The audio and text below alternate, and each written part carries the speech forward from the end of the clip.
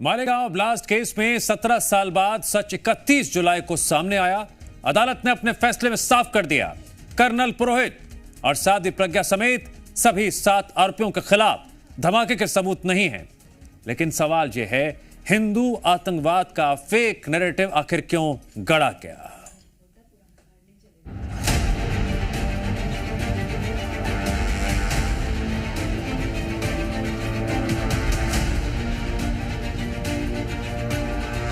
जवाब मिला है और देश हमेशा धर्म और सत्य के साथ है और ये रहेगा।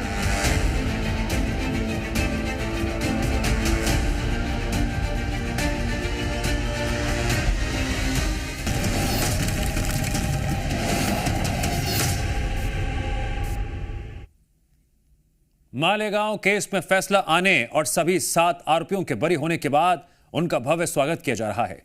साध्वी प्रज्ञा ठाकुर का भी भोपाल पहुंचने पर जोरदार स्वागत हुआ। उन्होंने एक बार फिर मालेगांव केस को भगवा और हिंदू को बदनाम करने की साजिश करार दिया और कहा, आतंकवाद का रंग भगवा नहीं, कुछ और होता है।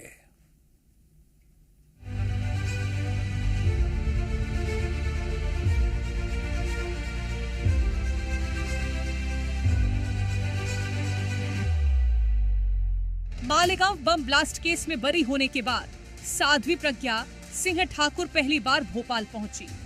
इस दौरान एयरपोर्ट से लेकर उनके बंगले तक माहौल पूरी तरह से जश्न में डूबा रहा।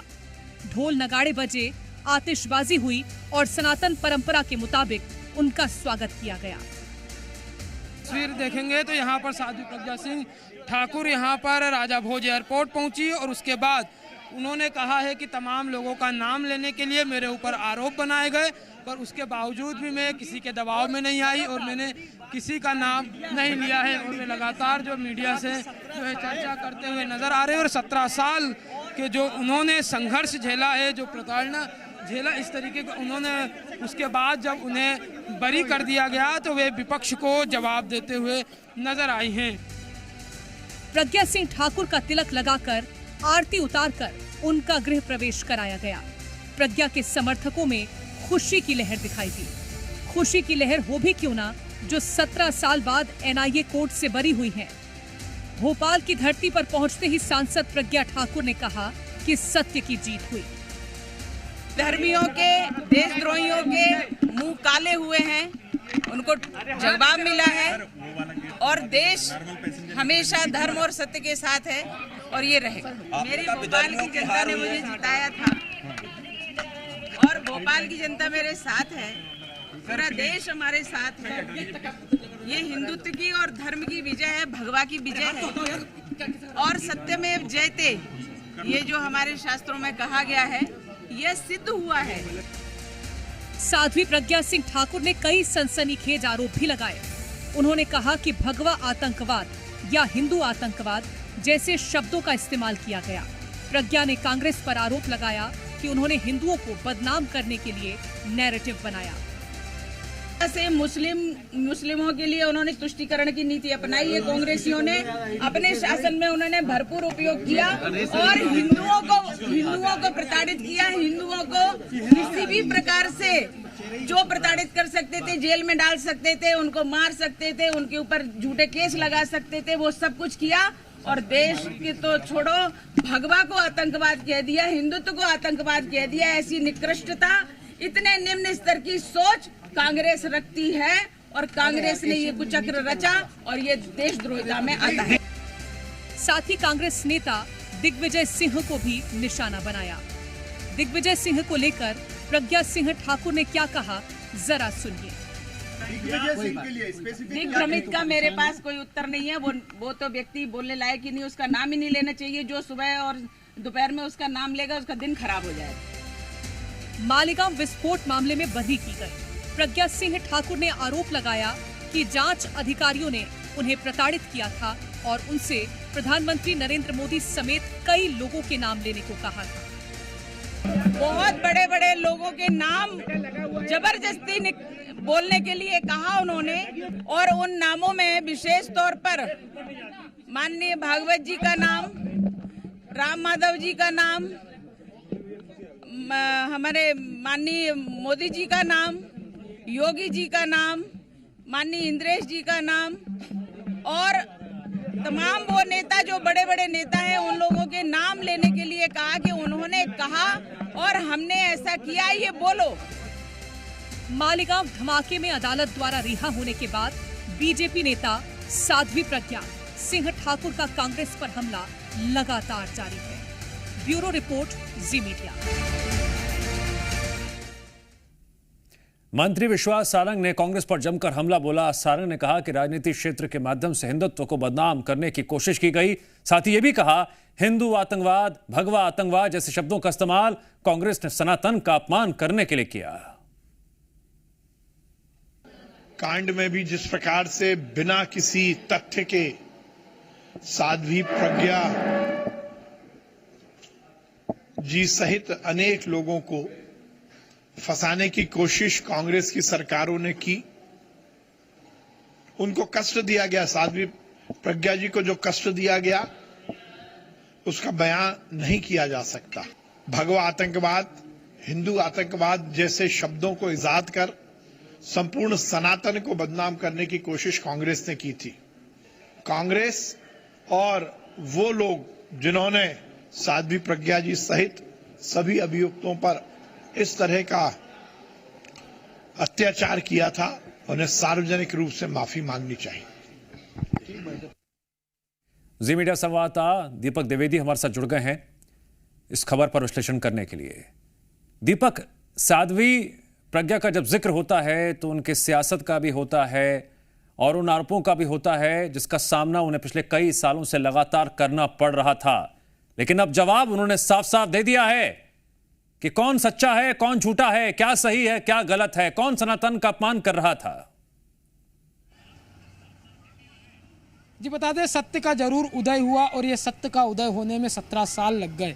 17 साल के दौरान उन्होंने कई यातनाएं, कई आरोप, कई प्रताड़नाएं झेली और एक बड़ा शब्द जो झेला वो सबको आघात करता है, भगवा आतंकवाद को लेकर जो जिस तरीके से थ्योरी गढ़ी गई, अलग अलग लोगों ने जो उसका जिक्र किया, उसके बाद से ही फिर लगातार भगवा आतंकवाद और इस्लाम आतंकवाद की शुरुआत होने लगी। इन शब्दों के साथ ही पूरे मध्य प्रदेश में, पूरे देश भर में एक हलचल सी मच गई और उसके बाद जब यह निर्णय आता है तो भगवा आतंकवाद का शब्द उसके सामने बोना हो जाता है। हमारे साथ ऐसे ही लोग यहाँ पर मौजूद हैं, ऐसे ही देश के युवा मौजूद हैं, हम उन्हीं से जानेंगे क्या कहेंगे। भगवा आतंकवाद गढ़ा गया या उसे लड़ा गया, आप क्या कहेंगे? देखिए, ये तो गढ़ा गया था क्योंकि भारत हिंदुओं का देश है, तो यहाँ पर भगवा आतंकवाद जैसी घृणित जो शब्द दिया गया था मालेगांव बम कांड को लेकर, तो ये सिर्फ हिंदू विरोधी नेताओं की, जो हिंदू विरोधी मानसिकता रखते हैं, उनकी सोची समझी साजिश थी।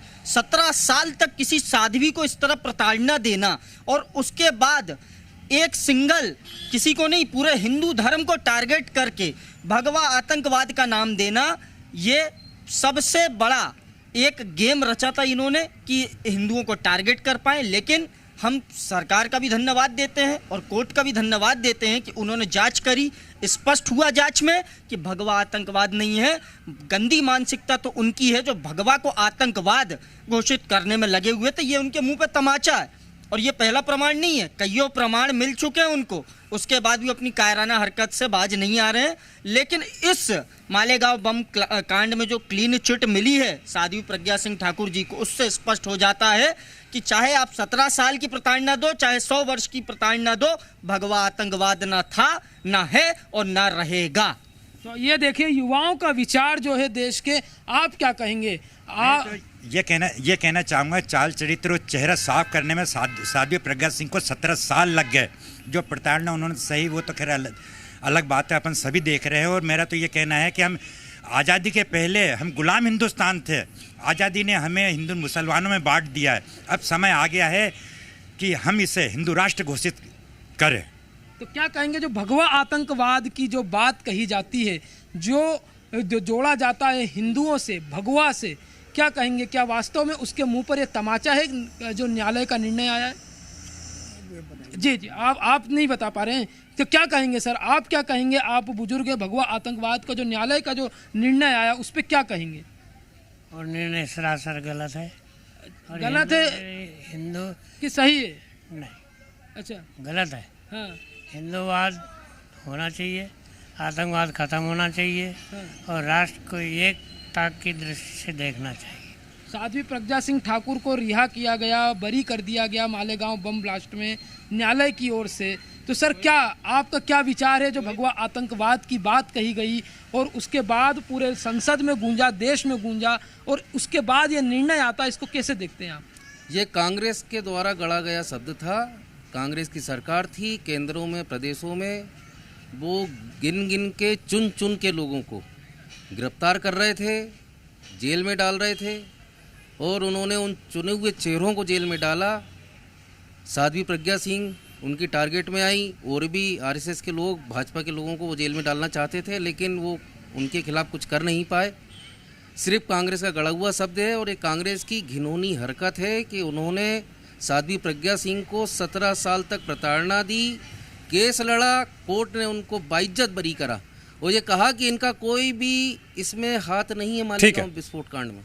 लेकिन उन्होंने जो यातना झेली, उन्होंने जो वहाँ पर बीमारी झेली, कैंसर झेला, ये कांग्रेस को जवाब देना चाहिए आज। तो ये आप तस्वीर देखिए, जो लोगों में एक आक्रोश है और ये आक्रोश ये व्यक्त करते हुए अपने शब्दों से बयान रहे कि किस तरीके से इस शब्द को गढ़ा गया, संसद में गढ़ा गया, विपक्ष के नेताओं ने उस दौरान गढ़ा, पर उसकी जब तस्वीर साफ होती है, ठीक है दीपक, हमारे साथ चंद्रशेखर भी जुड़ गए हैं रतलाम से और वो भी कुछ लोगों के बीच में मौजूद हैं। चंद्रशेखर, जरा आप भी लोगों से बातचीत कीजिए, उनके विचार जानिए। जिस तरह से इस पूरे केस को लेकर कई तरह की बातें उन्होंने हाल के दिनों में सुनी होंगी, लेकिन प्रज्ञा ठाकुर ने सबको करारा जवाब दिया है। बिल्कुल बड़ा फैसला है, लोगों के मन में कई सवाल भी थे और अब जो है वो सवाल दूर हुए हैं। किस तरीके से जो फैसला कोर्ट का आया है प्रज्ञा सिंह ठाकुर को लेकर, क्या मानते हैं इतने साल तक जो हुआ उसको लेकर? प्रज्ञा दीदी का जो फैसला आया है उसमें यह साबित होता है कि यह जो हिंदू आतंकवाद का जो दिग्विजय सिंह जी और कांग्रेस शासन ने जो गलत नैरेटिव सेट करने की कोशिश की थी, उस नैरेटिव से जो कोर्ट है वह उसके फैसले से यह हुआ कि ये चीज गलत साबित हुई है और हिंदू कभी आतंकवादी नहीं हो सकता है। बिल्कुल, एक जो शब्द था वो काफी चर्चा में रहा और अब जो है फैसला आया है, क्या देखते हैं इस चीज को लेकर? आप सिर्फ ये देख लीजिए पूरे भारत देश में कि जब जब आतंकवाद हुआ है, वो आतंकवाद की जो परिभाषा है, आतंकवादी कहाँ पकड़ाया, कौन से समाज का, कौन से धर्म का पकड़ाया, उससे ही सिद्ध होता है कि आतंकवाद फैलाता कौन है। भाई हिंदू समाज ने तो कभी भी आतंकवाद के नाम पे कुछ करा ही नहीं है। आप देख लो, जब भी आतंकवादी हमले हुए हैं, नरसंहार हुए हैं, हिंदुओं के हुए हैं, तो आतंकवाद का नाम जो कहते हैं कि आतंकवाद का कोई नाम नहीं होता।